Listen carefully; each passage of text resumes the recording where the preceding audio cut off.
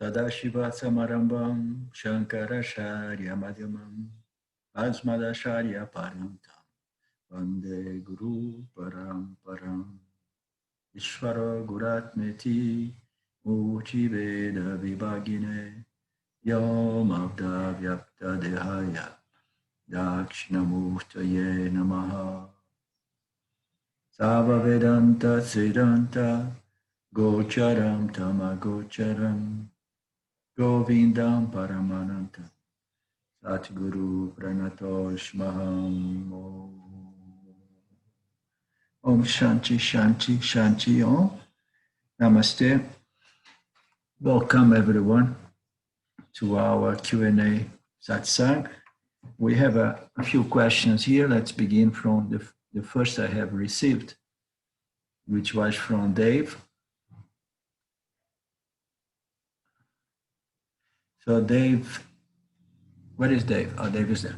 So Dave says, is the root cause of suffering then the separation from consciousness as a jiva, the body-mind identification, rather than identification as the self?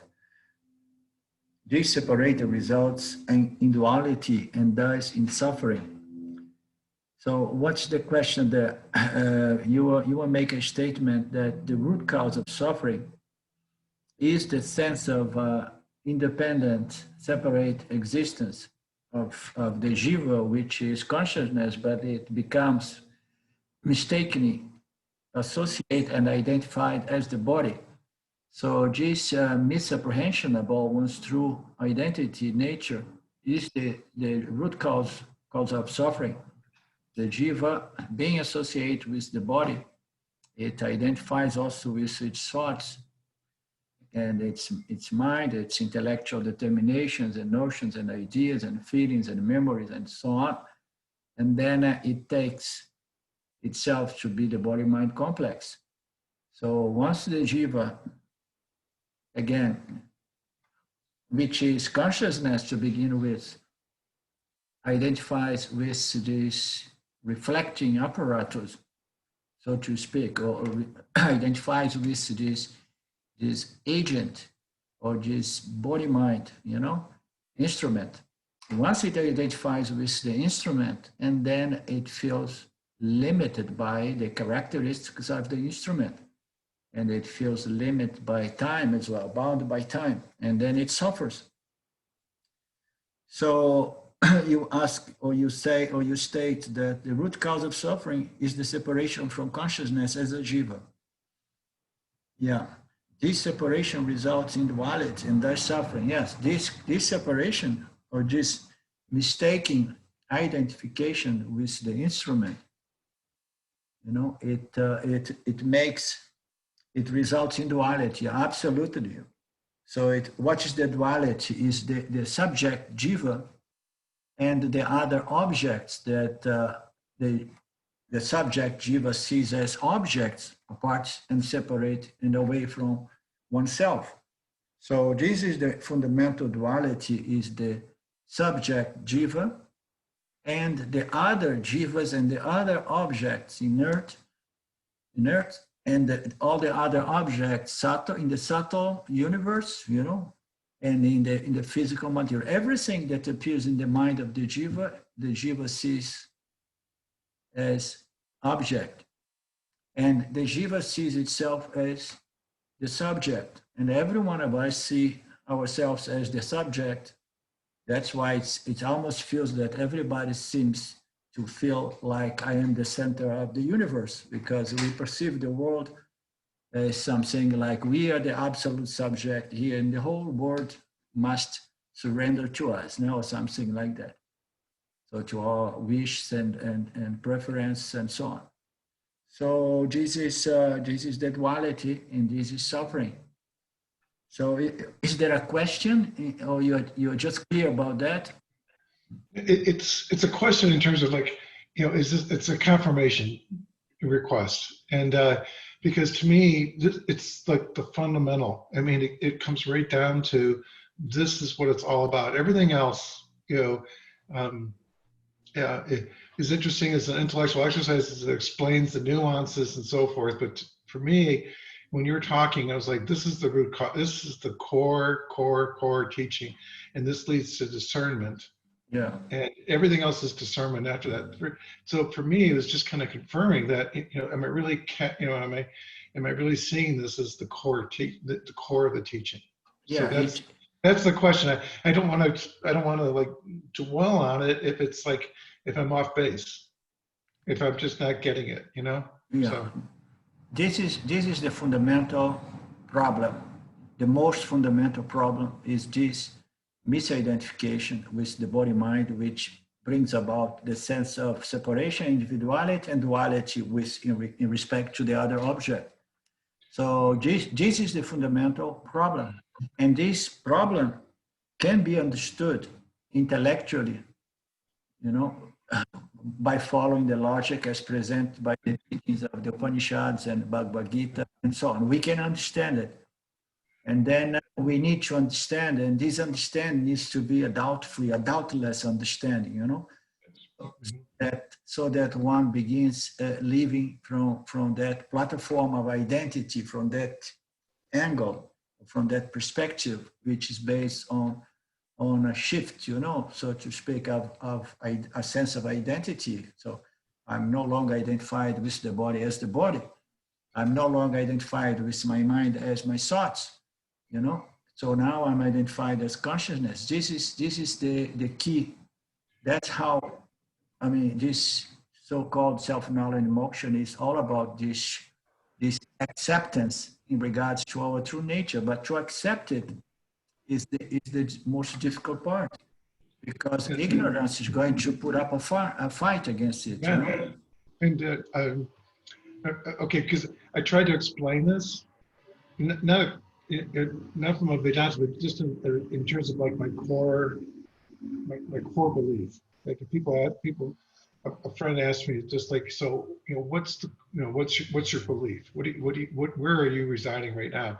And I tried to explain this a little bit in kind of layman's terms, and I just went right past them. So I can hold it as a core, but I haven't quite figured out, is this something I can share or not share, and how to do that with people. And that's okay. That's okay. I can hold it as a core. I still wrestle with, how to engage others Right. with this. And but that's a recurring theme for me, and we don't need to go into it here. So, yeah. But if I'm going to sit and reside here, I just wanted to be sure that I'm like, okay, sit here and just work this through, and just practice manana, nididhyasana, and on this concept. So that's really the fundamental of what I was asking. So. Yeah, and if you want to share with people, the easier piece to share is Kama Yoga, as you know, you understand? So there are the thought, we experience life through the sense organs and the mind in contact with the objects, it produces thoughts. So we can have dense thoughts, like thoughts in respect to a house or a car or any physical material gross object. We can have more intellectual kind of thoughts. We can have very, very subtle spiritual thoughts like Aham Brahmasmi, I am pure limitless consciousness. But we can have thoughts, a certain quality of thoughts that is going to prepare the mind to understand the ultimate thoughts, which are the ones suggested by the Upanishads. What kind of thoughts I'm referring to is the love of God, Kama Yoga, it needs to develop into this love, this devotion, this appreciation to God, love, and this miracle of life, and the respect for our environment. So if you want to share Vedanta, the easiest is to begin bring God into one's life equation, because without that kind of loving relationship, the intellect alone cannot really do this job all through, usually it needs to be softened up. Otherwise, the ego remains there. If the ego does not surrender to God, although God is not really real, the ego is not really real, but it needs to surrender to God, to the understanding of Ishvara, and everything. So that's what is going to prepare this intellect, this intellect and the heart, it has to be properly balanced. This knowledge can really manifest and fructify, This freedom is nothing but love, love and appreciation, because it is experienced in Nitya by the jiva, and the jiva developing this devotional attitude, David, it's fundamental for the final understanding, Aham Brahmasmi. So presenting these final statements or the final core teachings of Vedanta to people who are new to Vedanta, it's almost invariably it's too subtle, too abstract, too dry. You understand? Yeah. Karma Yoga is the way to begin, Thank you. That's great. It's great. I think about the conversation, and I ended up kind of going that way with it. And but I think you're right. It's like like this. I can talk about karma yoga, and I can talk about it in a way that people can connect to it or understand it in their context of their apparent, their reality, and just kind of let it go at that. And then if they're interested and they want to learn more, then I can help them, point them towards, the Bhagavad Gita or the commentaries, and that I can help with all that. Yeah. So that helps. That's really important for me. So thanks everybody else for listening and letting. Yeah, and when you when you want to present the teachings of Karma Yoga to one of your friends, you can look and see if the person is more an intellectual type or loving, devotional, romantic type, because you can present Karma Yoga in its logic, in its rationale, for the more intellectuals, and then you also present it more on a devotional, loving way. Yeah. And then you have a bridge there. You have a way to go into Karma Yoga, and then it needs to go with the two wings, the wing of knowledge, understanding of Mithya and the relationship, and then the other wing is the devotion to God, love God. I see that, like, kind of going back to Claudia's question about Bhakti Yoga. Oh yeah. And through Karma Yoga is a way to connect with the Bhakti yogi, because they understand the devotional aspect of it. And so, there's the commonality between a Bhakti yogi who's practicing and doing, and you're having that conversation, and a Yani. And so we're looking for common ground. And so I think that's, again, going back to Karma Yoga is great. And good. Okay. I think there is more to your message here, or not? Well, it's musings. It's my form of monologue. The yani sees duality, recognize it, and does not abide in it, thus free of Mithya. So the yani sees duality and it does not abide in it. So you know how the yani should abide in Mithya once this knowledge is fully integrated, It should abide as a devotee, of the Lord, of Lord Ishvara. Because you see, the picture of Swami Abhedananda, called to Ramji, it was the most beautiful, the purest soul he ever met. You understand? And he was a huge bhakta. You understand? So the yani sees duality, recognize reality as it is, and thanks the Lord for this magic show and this opportunity. You understand? The opportunity for being here as a human being and enjoy and appreciate, this creation with all the pair of opposites, having the opportunity, though, even to develop a clear understanding of the substantial, fundamental nature of this apparent magic show, You understand? Which is me, which is Brahman, which is consciousness. So a Jnani who has this entire knowledge that goes all through, with Ishvara, Mitya knowledge and in the knowledge of Satya, it sees duality and recognizes duality for what it is, and it does not avoid duality, and not, you say, not abide in it.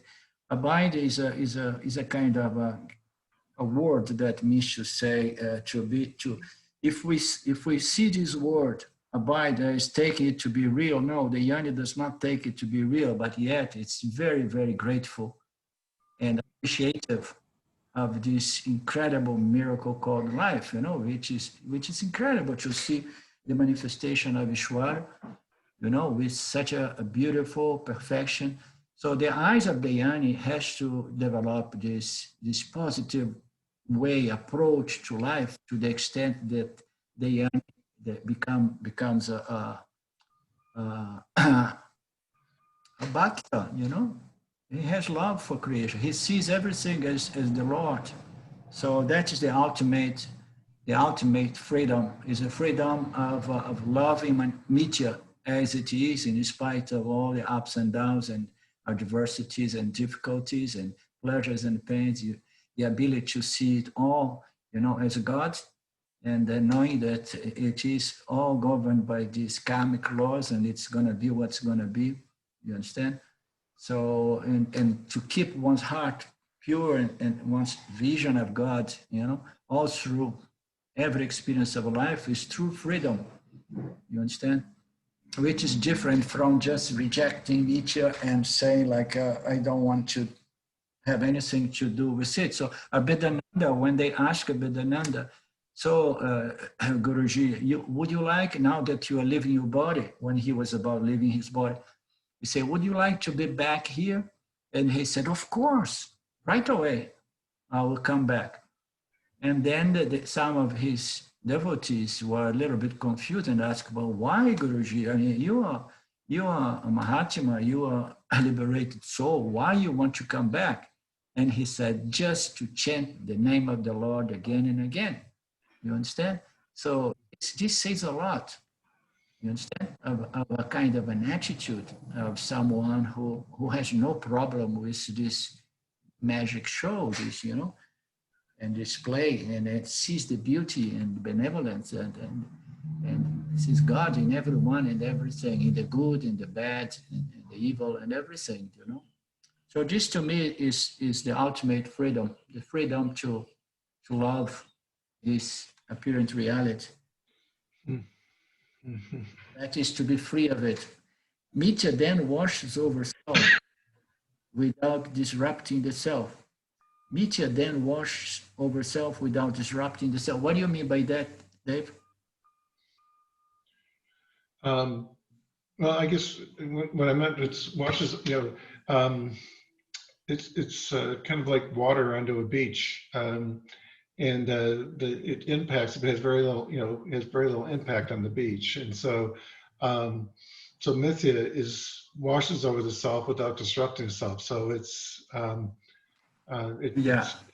apparently real. It's happening. You're living in it, and you're part of it.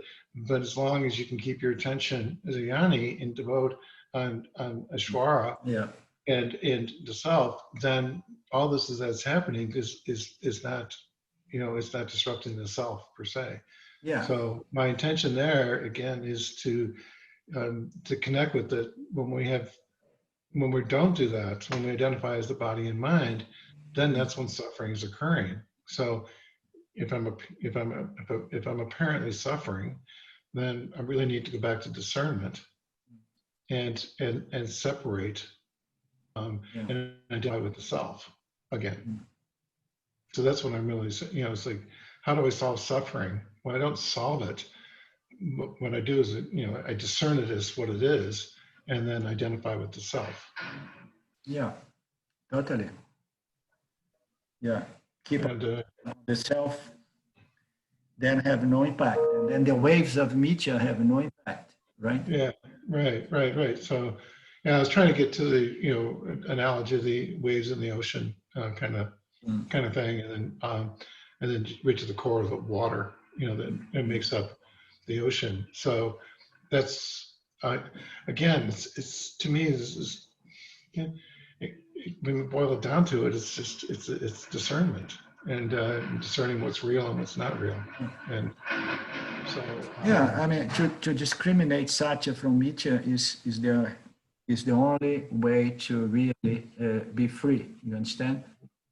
But the other side of this freedom is the freedom of just engaging mithya, understanding that mithya is just an apparent reality, yeah. but engaging mithya because people cannot really avoid mithya because we need to interact with the field, engaging it with a great attitude of love and appreciation. Well, that's When we abide in the clear understanding that I am pure consciousness, none of this touches me and so on, this is ultimate freedom. You understand? But then as human beings, we interact with mithya, with the field, with the Dharma field. And this interaction, when we really engage and interact with the world, the freedom in the world is love, is devotion, is appreciation, you understand? That is the real freedom. Because you can remain free as like, okay, so I'm an intellectual, I got it, and I have nothing to do with with this, but I don't have any feeling about mithya or anything. So if there is any discomfort about living in mithya, so the individual is not really completely free. But just imagine the possibility of, you are clear about your absolute nature as satya, that we does not change.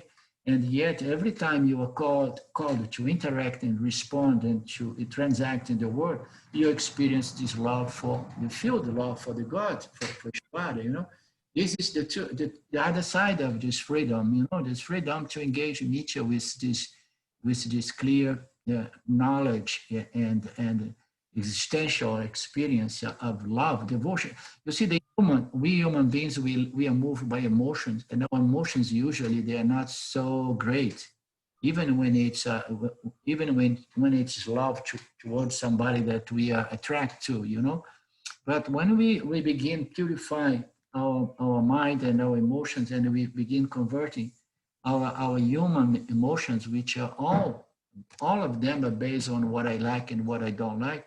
When we start converting those emotions into appreciation, into devotion, into a positive attitude of seeing that all is Ishvara. So this is the way to be free while engaging in mithya, you understand? Without needing to cut off mithya. So it comes to mind in Sagadatta Maharaj, one time, although he used to have this attitude and say, so none of this means nothing to me, this is as good as nothing, and so on. In Vedanta, we have many of such statements that are very radical, This is as good as non-existent, for example, or the life and so on. Sagadatta Maharaj had a little bit of that attitude.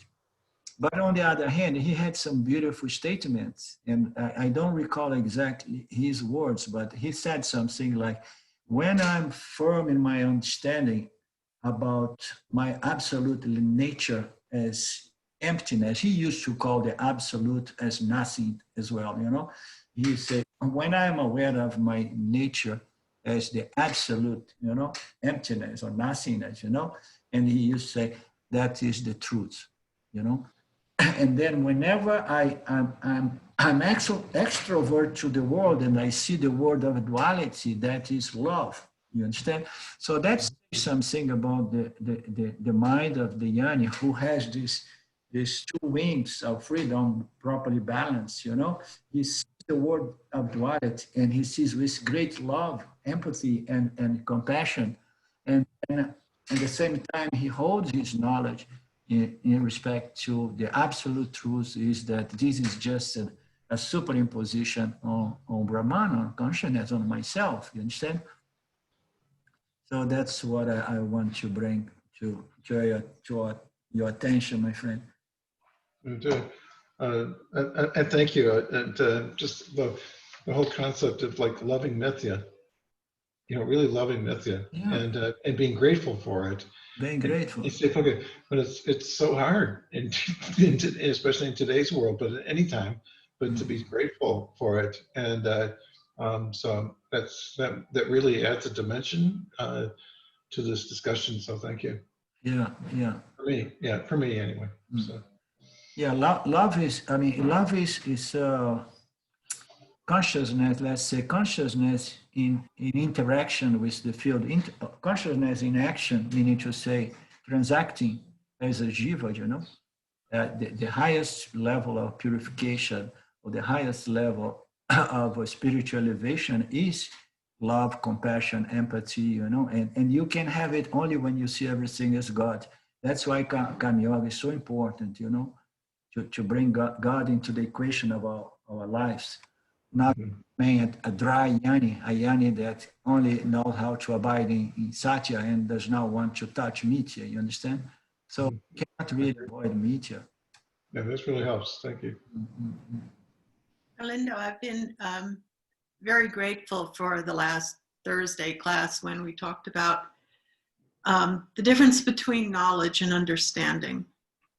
And I was thinking how you really can't have understanding without a concomitant degree of love, because understanding sort of is on its face, it means that you're gathering into yourself what had been an other and now is not.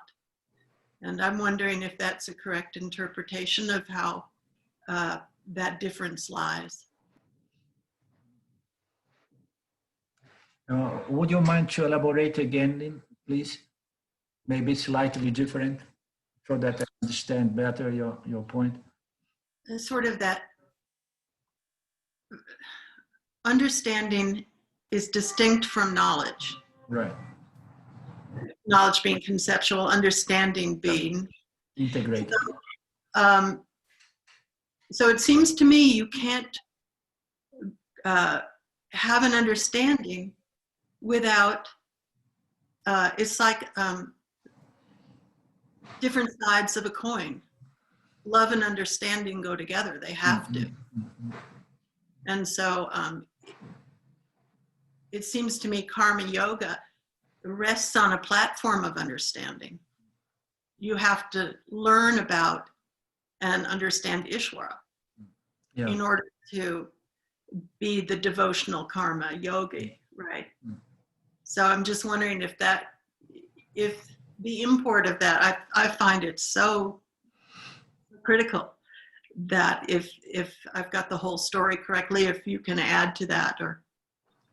Yeah, it is this distinction about that you make there about the difference between academic or intellectual knowledge or theoretical knowledge about philosophical knowledge of Vedanta and understanding of one's nature. It's different because, as we know, Vedanta is not about Vedanta. Vedanta is about us. It's a body. It's a body of analysis, that helps us to understand what we are. So we can have a lot of, philosophical, intellectual knowledge about Vedanta, but if we don't run this knowledge, this teaching methodology through us, you understand, and then we won't really get the benefits of this knowledge, which is transforming our sense of our existence, our identity, so that we have a different relationship with God's creation.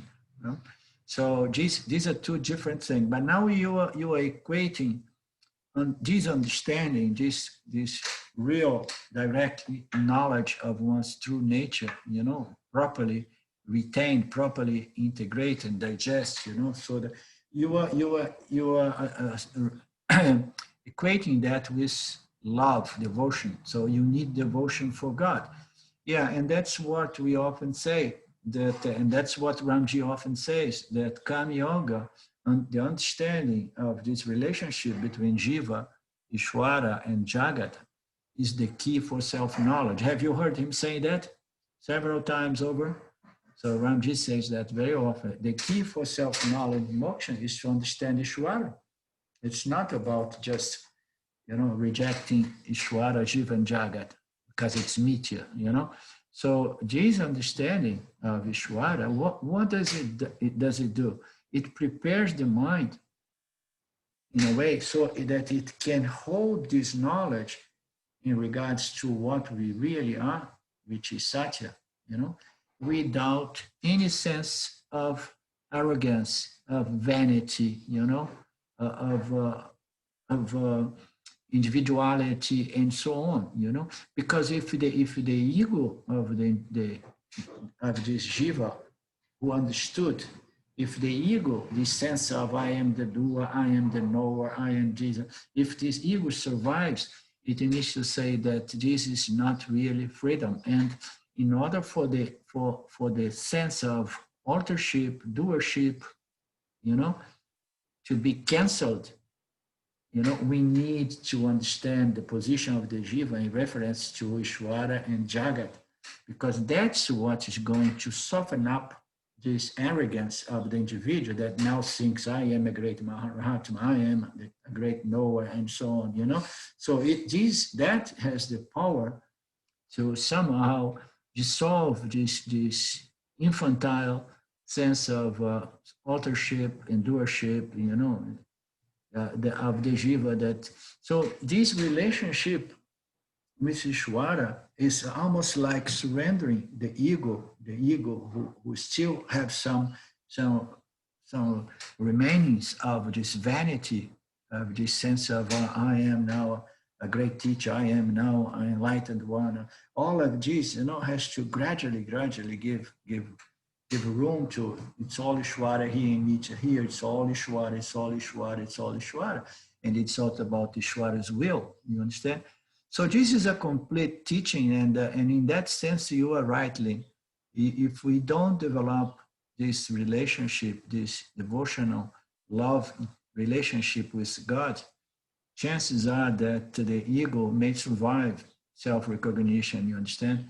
And we have heard and we have seen about several cases in which the ego survives self-knowledge, and then later on, and then the individual is confused, and people out there are confused because he's a famous guru, he's a famous teacher, this and that, and somehow is still behaving as if he has many binding desires and wish that he wants to go and that, So this relationship, this loving devotional relationship, is fundamental for this entire body, entire assimilation of knowledge, which involves the knowledge in regards to my nature as Satya, and the knowledge in respect to the nature of Nitya as God, as Ishvara, and then to understand that and to develop a great appreciation and love and gratitude and devotion is fundamental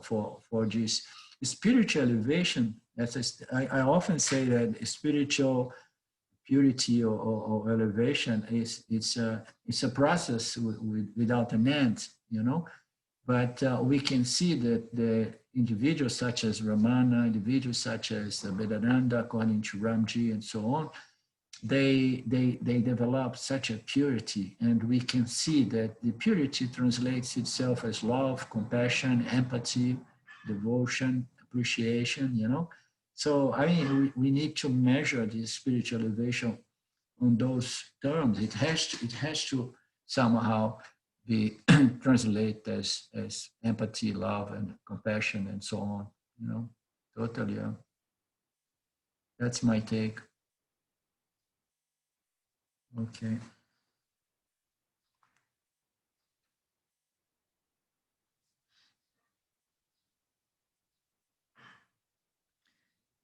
Mark.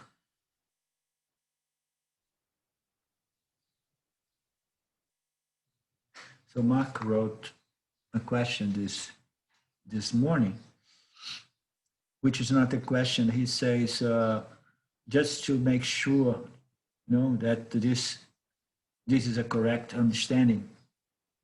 When I awareness am aware of thoughts, feelings, etc. in the mind, this is awareness aware of its own reflection in the reflector, the so-called subtle body.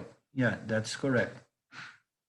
When I awareness, I'm aware of my thoughts, feelings, etc. in the mind, this is awareness aware of itself reflecting the subtle body. So we are consciousness, we understand that we are consciousness, but we understand that consciousness is not an experiencing entity. You understand? So consciousness does not really is aware of thoughts, feelings, and emotions and events. And consciousness is not really experientially aware, although this knowledge in respect to my nature's consciousness and ultimately consciousness and consciousness alone is having this experience is a correct understanding. Every experience is an experience of consciousness, but it's important to understand that consciousness is not an agent. Consciousness is not an experiencing entity.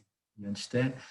Therefore, Mark, this understanding is wonderful, but this understanding is an understanding that is not experiential by nature. You understand that every experience is happening inside of you, consciousness, and you understand it through the intellect, not through consciousness, because consciousness does not understand, consciousness does not experience, consciousness does not see, consciousness does not witness. When we talk about consciousness, here and there, our scriptures say consciousness, the non-experience, witness, conscious awareness principle, the non-experience, witness, consciousness principle.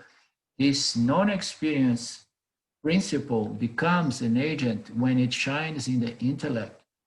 And when the intellect is pure and clear and refined, this intellect, it gets the knowledge of its very source, its very nature, as I am consciousness, it gets the consciousness. You understand? But it is the intellect that is going to be witnessing the thoughts, the concepts, the notions, the feelings, the memories. It's the intellect shining, a pure intellect, So even when we go to those experiences of Anandamaya Kosha, it's still, there is a product of Maya called the Pranya Jiva, which is an agent, you understand? Consciousness requires agent to witness, experience, and know. So that's an important point. That's again and again, I like to point to the fact that self-knowledge is all about knowledge. You understand? It's all about knowledge. But then what does this knowledge do? It somehow, it refines the intellect in a way that the intellect is going to have a different experience of the world. It's going to experience the world from this new angle or perspective. I am consciousness. You understand? The intellect, once it understands its true nature or the source of its existence, the real source of its existence as consciousness, and then it sees the world from a different perspective, this non-dual perspective, that everything is just consciousness, and then everything appears as God before my mind, when it sees God. You see, the whole thing about life is eyes consciousness experience through the mind and the sense organs, and every sense organ experience, every jiva experience. It's all about the sense organs after all, experience. And then whatsoever we're going to experience, we're going to develop determinations, ideas, thoughts, knowledge, good knowledge, bad knowledge, and so on. And it's all about that. Just imagine that we begin seeing the world as God, for example, you understand? And then there we are. So we have this knowledge, I am consciousness, and everything that I experience, inclusive feelings, thoughts, everything, materialistic world, and everything I start seeing as God, and this is mithya. I'm seeing everything, I'm seeing. So it's all me consciousness, okay?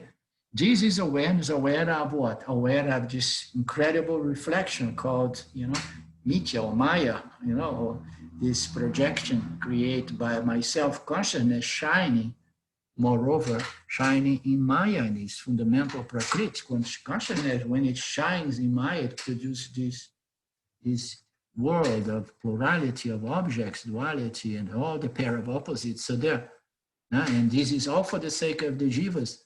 And then the jivas experience this. In the jiva is a reflector. The subtle body is a reflector that produces the jiva and produces the world before the jiva. The jiva sees the world, It's the light of consciousness that reflects or shines in the subtle body, so that the jiva now is a local illuminator of its own field of experience. Now it's perceiving the field of experience. All of that has to be understood intellectually, that this is all consciousness and I am that. You understand? This is all consciousness and I am that. But we need to not fall to the notion that I need to experience as consciousness, or I need to experience consciousness. You understand?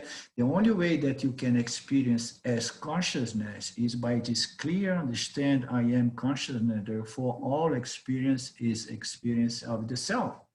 You understand? But you cannot become consciousness so that you can experience the thought, feelings, emotions, and the field.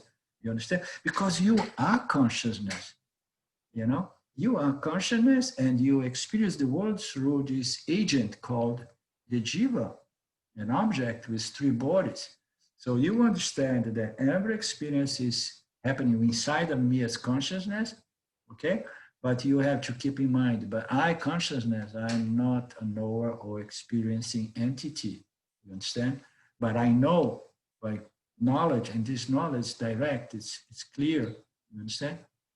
Then I know that I am consciousness, I know that the world appears, I know that all experience occur in me, and I know that through my intellect, because my intellect now has the benefit of self-knowledge.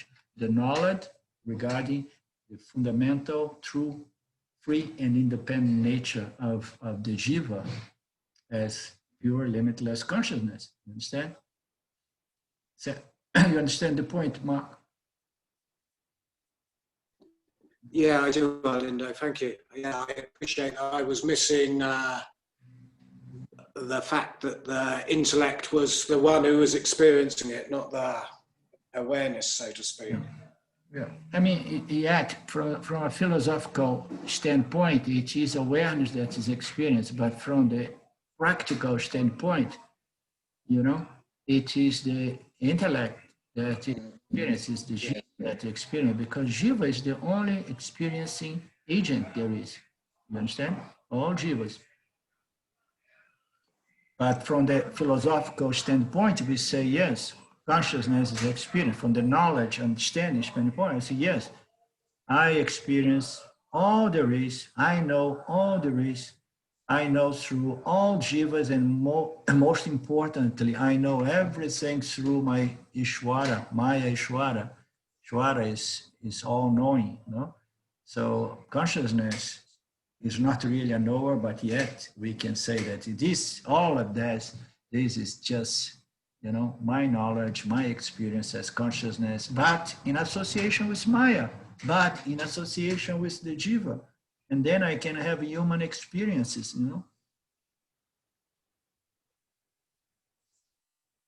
And then Marx says, the quality of the reflection is only good as the quality of the reflector, hence the need to purify the subtle body. And for moksha to take place, the complete understanding of the teachings without adding our own projections. Yes, this is perfect. We all the time, all our texts emphasize the needs, the importance of mental, emotional, and intellectual purification. So you see, this whole talk about the purification and the subtlety distinction between the jiva and the subtle body, the reflector and the reflective consciousness, this is very subtle. But the truth is that there is a distinction there, because the reflector is made out of matter / energy, howsoever we want to see. It's subtle matter. It's inert. The apparatus, the subtle body with its functions, as a reflector in which consciousness shines to produce sentience, that subtle body is inert. It does not contain any sentience. Sentience it comes from consciousness, awareness, Brahman, the only source of consciousness, and then it shines in this inert apparatus. So this apparatus needs to be purified, needs to be more sattvic, more balanced. So when this subtle body is refined, purified, and then what happens? The jiva is going to enjoy a better reflection. You understand? The jiva, the jiva is fundamentally consciousness. So the yanimak, after he knows for sure, without doubt, that he is consciousness, he does not care much anymore about the quality of the reflector. The people in the world of meditation, yoga, they are fascinated and obsessed with the quality of the reflector. They want to purify, polish, refine, and control the reflector so that the experience is a peaceful, shining, silent, sattvic experience. You understand? So the yani is not that much concerned anymore. The yani knows already that he's consciousness. You understand? So this subtle body being more sattvic, it produces a much more pleasant and clear reflection that allows the jiva to perceive its environment with less room for misinterpretations and mistakes and so on. You understand it? It has a better ability to navigate and respond to the stimulus coming from the field, more dharmically, more intelligently, and so on. So that's the benefit of having a mind more clear, more focused, more sattvic, more refined. So now, what is the difference between the reflector and the reflection? The main difference, that reflector is inert, the reflection is sentient. So why this reflection is sentient? Where this reflection is getting the sentience from? Is it from the mirror-like apparatus? No, because this mirror-like apparatus is inert. So this sentience is coming from the only source of consciousness awareness there is, which is Brahman, which is Satchitananda, which is consciousness. Okay, so this sentience of the jiva, what defines as a jiva is our sentience. Okay, our ability to see this realm, this dimension of sensory and develop thought, determinations, conceptualizations, understandings. You understand? And then start just this incredible net that we call thought and knowledge and information and so on. So Jesus the Jiva is an intelligent, sentient being. And this is very much associated with the reflecting apparatus, but at the same time, and it is free and independent of the apparatus in its fundamental nature. Because even if the apparatus becomes very tamasic, the jiva is still consciousness once he knows that I am consciousness. You understand, Mark? Once the jiva knows, he knows. You understand? Of course, the yani prefer to have a more sattvic, clear reflection. You understand? So this quality of the reflection is only good as the quality of the reflector. So there is a connection there, but there is another point there to be made, is that once it is understanding that I'm not a reflector, I'm not my sattvic, tamasic, or rajasic mental condition, I'm not the reflecting apparatus, So once we have this clear understanding, This is self-knowledge, to know that I'm not the reflecting medium. I'm not my sattvic mind. I'm not my tasic mind. I am consciousness, and period. So once this understanding is clear and firm, and then what happens? What happens is that the mental condition or the quality of this reflecting medium becomes much more sattvic. Why? Because this body, the subtle body, it was more rajasic and tamasic. Why? Because it was under the spell of ignorance, of vidya, maya. He was believing like, oh my God, I am my desires and fears, and I am what I want and that I want. I am my story of life, So all these energies, because the subtle body is made out of a lot of subtle energy, all these subtle energies of, fears are more dense, desires are more rajasic, but it's more subtle. And then sattvic energies, which is very, very subtle, which is the revealing energy. So all these energies, they are there, and they are conditioning this reflecting medium. You understand? But this reflecting medium is fundamentally inert. You understand?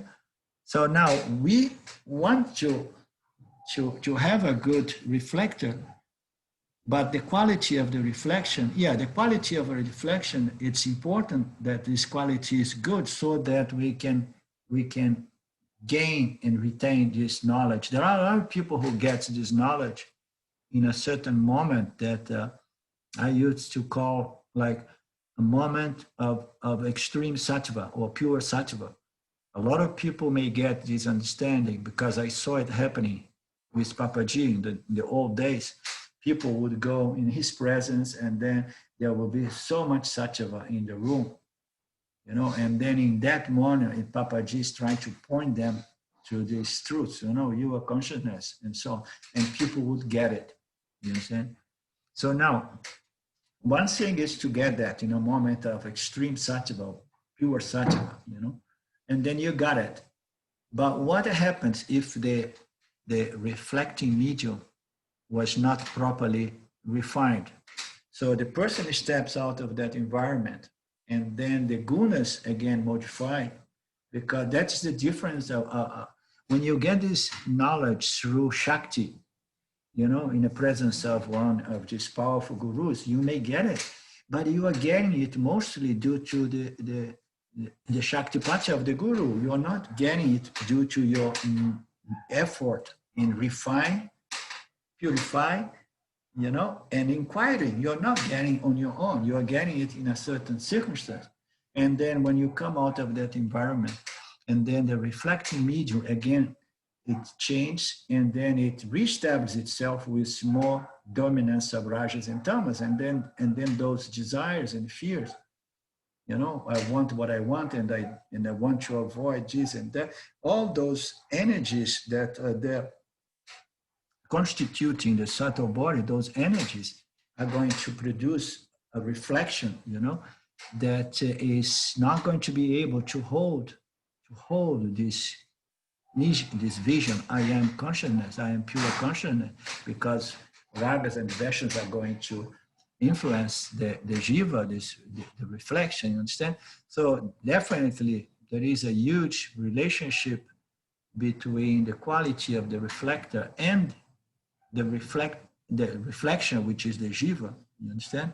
But but it's not that the jiva is totally dependent on the quality of the apparatus. That's why Vedanta likes to make a good distinction between sainthood and self-knowledge, So you can go like purify, refine.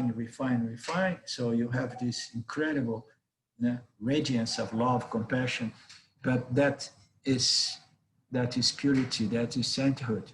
So the ideal thing is to have self-knowledge and to have purity, refinement, and that's what we see in some Mahatmas, in which those guys that develop these two wings of freedom, this clear and doubtless self-knowledge, and at the same time, this radiance of love, devotion, and appreciation and empathy and for all beings as God, as Ishvara, you know.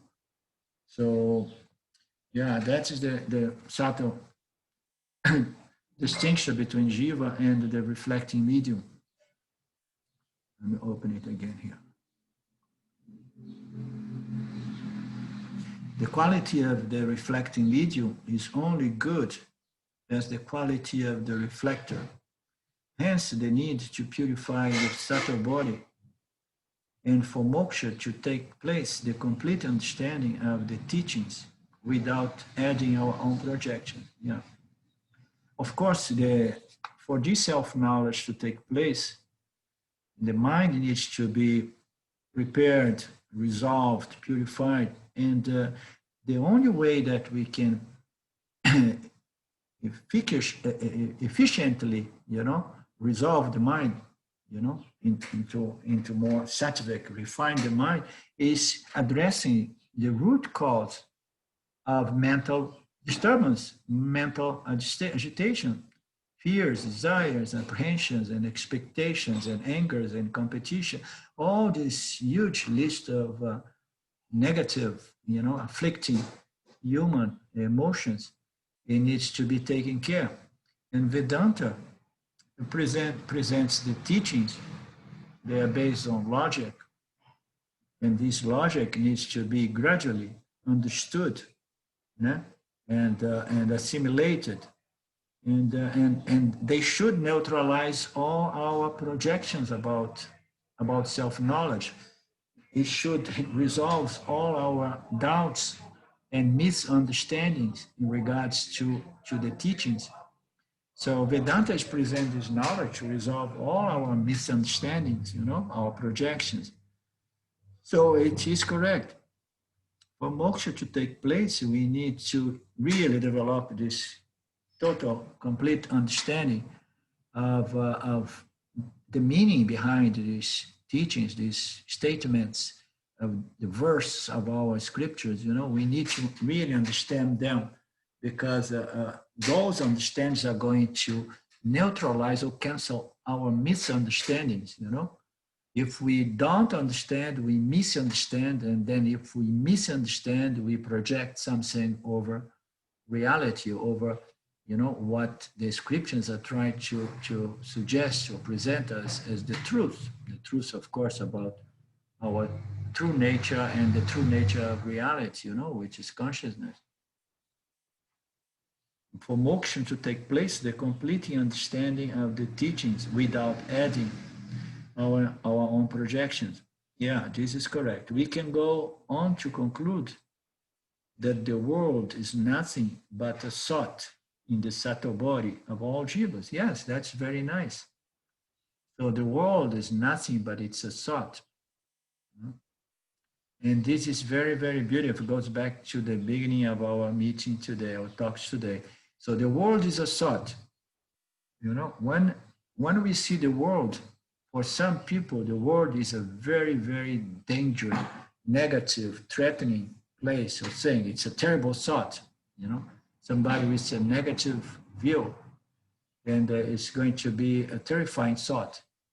But for somebody who understood that the world is God, is Ishvara, you know, and understand how Ishvara regulates and keeps everything in harmony, in balance, you know, and this, understand that this is a dualistic realm of sensorial experience and knowledge extracted by the sensorial contact with the sought object. Once somebody develops this vision without superimpose one's own projections, ideas, desires, and fears, and then what happens? This world, which is nothing but a thought in the mind of the jiva, you know, it becomes a lifting thought, a beautiful thought, you know, a loving thought, you know.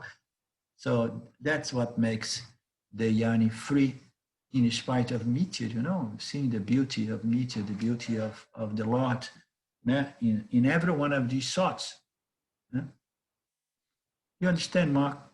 So, I mean, the word is a thought in one's mind, and the thought we have in respect to the world is a very subjective subjective phenomenon.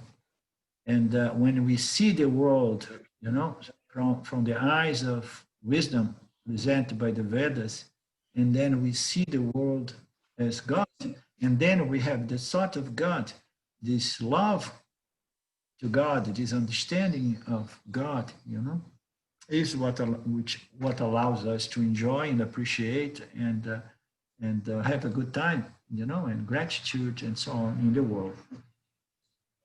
In other words, awareness, Chitananda is the only reality. Jiva, Jagat, and Ishvara are projections. Yes, Jiva, Ishvara, and Jagata are projections, you know, superimpositions on ourselves, consciousness. But yet, the Yani or the Jiva is going to remain in the world and is going to again and again have to interact and transact in the world. The world is not going to disappear, you know. So this Jiva, holding this knowledge in regard to his nature as Satchitananda, still needs to interact with the world, you know, and knowing that the world is a thought, but that thought of the world now is associated with God. This is all God, and this allows the Yani, you understand, to enjoy what's left of Prarabdha Karma in the world, you know. So knowing that all superimpositions on consciousness, fair deal, good enough. Yeah, it's all superimposition, but still it's a persistent superimposition. So why not enjoy and be grateful for this superimposition, which furthermore has allowed me my understanding about the absolute nature of all superimpositions, you understand? Yeah, thank you, Arlindo. Yeah, I appreciate that. And I appreciate very much the answer you gave to Dave earlier, that we can't just eliminate and forget about the world as if it's not really real. We still have to interact, and to do that, we need absolute knowledge and love for Ishvara and for the world around us. So, yeah, we need. Ranji often says we need a complete knowledge, not 50%. You know, we need the knowledge of Satya and Mithya. Understand? So that we can be free in Mithya and in the state of Mithya. Otherwise, we are going to have trouble with Mithya. You know. Oh no, but it doesn't matter. It's not real. We don't go there. No, I mean we need to be able to feel free in spite of Mithya as well, you know, and that is only possible as we develop this vision, this Vedic wisdom, you know, this vision of God, you know, the world as God, the thought this is all God, you know.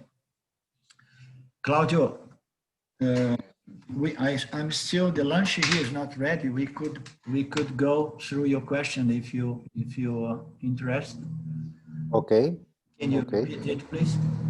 Yes, it is more or less what we say all today, but just to see if I also have understand correctly, because so the last time you said that the consciousness is in contact with the jiva, and then through the jiva we experiment all the other objects in the world. So through the five senses, it's like we pick up information, and that all this information through the mind creates names and forms. Okay, so we have thoughts, and so mind determines. It's a consensual thing. Mind, the collective mind, by consensus is going to attribute names to the forms created by my Ishvara is going to superimpose or project lots of different constitutions or objects, you know, posed by energy matter. And then mind is going to look into this object and they're going to establish a name which is related to its function, you know, its qualities, the qualities of each object. okay, But I have a doubt if thoughts appearing in the mind. What I cannot explain it. Wait.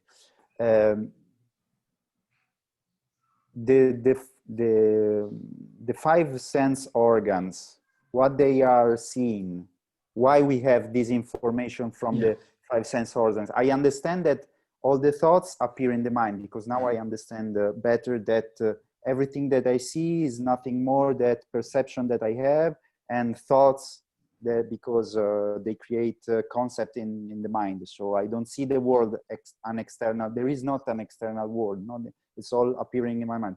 But the five senses, are they in contact with something external, or why we have this information from the five senses? Five senses. I mean, God, when Ishvara projects the universe, it projects energy, Om, and then it starts, it's just expanding, and then it starts developing the elements, and then as the elements start growing, space, air, and so on, and then the sense organs begin developing. Why? Because the whole purpose of this projection, is there so that we can have duality, the experiencer and the energy matter that is being created. So we need to have it. And for the experiencer to come into place, it needs to have the equipments that can connect with different aspects of these new forms, this new object, so that it can be captured, can be perceived. You see? So the sense organs is a development of the objects, of the five elements. The five elements, they are directly connected with the five organs, okay, or five senses. Okay, so now we have these objects in creation, and we have the sense organs, and then we have a jiva, and then the jiva somehow evolves to become a human jiva. So now we have a jiva that perceives the objects. But now there is a point here that maybe that's what you are trying to understand, is like even the human jiva, we never really experience the object, It's yes. We experience the object. The point here is like the jiva does not really experience the object through the sense organs. Okay, so the sense organs are going to experience the properties of an object. You understand? So if I touch a glass and then I say, wow, it's very smooth, and it has a cold kind of touch, it has a round kind of touch. So we experience the properties of the object. And then once I say, wow, it's cold, it's round, and it serves as a recipient and so on. And then the mind experiences the cup now as a cup. You understand? Yeah. The sense organs do not have the power to determine an object for what it is without the mind intellect. The mind is going to integrate, and the intellect is going to say, okay, this is a cultural thing. This object by consensus is known as a cup, and its function, its property is to contain some liquid so that we can drink. Okay, so this happens through the sense organ, but we need the mind and intellect, because the mind and intellect that's going to really experience the cup as a cup. Otherwise, the sense organ would only experience the cup by its sensations. Oh yeah, it smells like a cup. No, it's a cup. I don't think cup has much of a smell. A glass cup, Oh, it touched like a cup, and see it. So I just see something round, but I have no clue that this is a cup. I just see something round. It could be anything. So these sense organs, they don't really make anything. We need the intellect to coordinate, to integrate this sensorial perception, and then come up based on social cultural consensus that this object is this name. You understand? And this object is no longer just its properties, but it is an object, and that is determined by the intellect. This intellect is sometimes in our text present as another sense organ. You say we need the sense organ, and then we have intellect as our sixth sense organ, because we experience the objects through the intellect, because the intellect is going to coordinate everything and say, this is it. So Okay. it so happens that a lot of what we believe to be true knowledge is fake knowledge, is mistaken knowledge. You understand? Why? Because it is a social, cultural consensus thing, you know? You say, this is like this is like that. So there is a social consent that the shape of our planet is round, it's a globe, you know?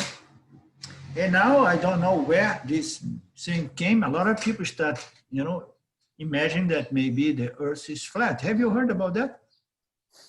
Yeah. So, and then you say, oh, wait a moment, where this thing came from, you know? So is the notion, the thought that this earth of ours is round is a true knowledge, or it's not true knowledge? The same way that the knowledge that the sun, you know, it moves around the planet, it was a true knowledge hundreds of years back, and now it's untrue knowledge, you know. So the knowledge that the skies are fundamentally blue used to be a true knowledge, and now it's no longer true knowledge. So there is room for misunderstanding in relation to what the mind makes of the perceptive knowledge. Perceptive knowledge is sensorial knowledge. But then to have good knowledge, we need to apply a lot of inferential knowledge, which are all based on perceptive knowledge. We have to go, and that keeps changing as science develops, and many other factors operate in the field, you know, including misinformations that sometimes they spread deliberately, you know, so that our knowledge remains somehow confused, you know. So carry on. What else, Claudio, we can say about you? Can we say, this is exactly what I mean, what you just explained, exactly what I mean. But can't we say that, there are no objects in reality, there are only thoughts? Well, perception and thought. Yeah, you see, what is life? So life is consciousness appearing in duality, you know, as an experiencer and objects to be experienced. This experiencer, which is a thought, I, is I jiva, ahamkara, this experience entity is going to experience what it perceives. And with time, it's going to develop the intelligence to bring about a lot of inferential good knowledge as well, okay? So now, all those thoughts depends on direct perceptive knowledge, you understand? So the thoughts, the objects, they are thoughts, but they exist. I mean, it's, you see, in this manifestation, there is not really absolute cause and effect. When we say, first the object comes, and then we establish a knowledge, a consensus, an idea about an object, and we give it a name, okay? So this is a way to see it, okay? But then if we look from a wider perspective, we understand that even when the universe comes, you know, the thought and the knowledge was before the manifestation of the universe and its objects. Why? Because everything was already in the mind of God as in its macrocosmic causal body, as thought/knowledge. Everything was there in its seed potential form, you understand? So what comes first? The thought or the object? Does the object comes first and then the thoughts have the object, which is a relationship between the sense organs, the mind of the jiva in contact with other object. So what comes first, this object, or comes the thought of the object comes first? The thought of object was already in the mind of God, you understand? But now, when we look from the standpoint of the jiva, so we have an object, we have the sense organs, and then the intellect, depending on its cultural environment, the conscience, the knowledge, consensual kind of collective mind, it's going to establish, to determine a name based on its qualities and functions of that object. So, and then once we have these contacts, which are all based, it all comes through sensorial perception, perceptive sense. So it comes, and then we have these determinations that it's a social collective phenomenon. Okay. Mm-hmm. So now we have this knowledge in reference to this object. Now the object, I don't really need the object to experience that object anymore. Do I? No, because I about the object. You understand? I can think about the object, or I can have the object popping in my mind from some of my vasanas. So if I have a huge vasana for food, for example, what happens to that object, the hamburger or the potato chips, it's going to appear in my mind. So now I'm already experiencing the thought of an object. So here and there, Ramji likes to say the object and the thought of object, they are connected, because the thought of object is truthful to the object. Truth to the object in the sense that when you see a cat, you don't think an elephant. You understand? You're going to think a cat because there is a consensus that that is a cat. So the thought is truthful to the object. And then Ranji goes to the extent to say, oh, okay, so where is your wife? When you think of your wife, so your wife is inside of you. If you don't think of your wife, he would say your wife does not exist because your wife is just a thought, okay? It is and it is not. It is a thought in the sense that it remains in our vasana load, in our causal body, in our subconscious mind, and then it appears again and again. Oh my God, I have to call my wife. You say, oh my God, again, I want to eat some potato chips. I want to, So all these thoughts, they are truthful to the object, and they exist in this mental realm of thoughts, emotions, memories, okay? So the world is nothing but consciousness becoming an agent through the jivas in contact with other forms of energy / matter. So the jiva is energy / matter, okay? And then it's in contact, okay? And then we have knowledge, we have experienced knowledge. Some of this knowledge is good knowledge. Some of this knowledge is bad knowledge, you understand? And the only source of true knowledge, pure knowledge, is Ishvara, because Ishvara projects and it sustains, maintains, and recycles it and keeps it all in harmony, in balance, and equilibrium, you understand?